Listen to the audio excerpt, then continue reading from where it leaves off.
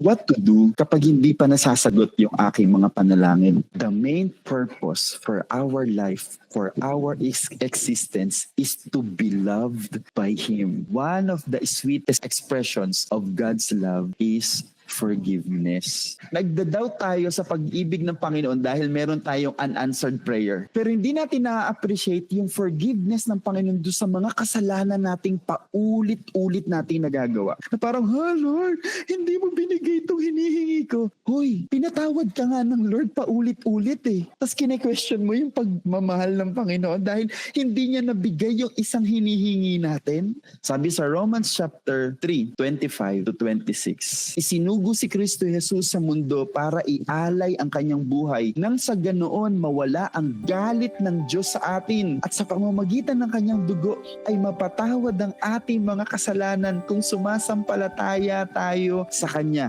Noong unay nagtimpi siya at pinalampas ang mga kasalanang ginawa ng mga tao kahit na dapat sana'y pinarusahan na sila. Hindi binigay ni Lord yung hiningi mo at sasabihin mo, hindi ako mahal ng Panginoon. Nakukulong natin at pinaliliit natin yung tingin natin sa pag-ibig ng Panginoon dahil sa mga unanswered prayers natin. Remember guys, ang dami nating pagkukulang at kasalanan na pinalampas ng ating Panginoon.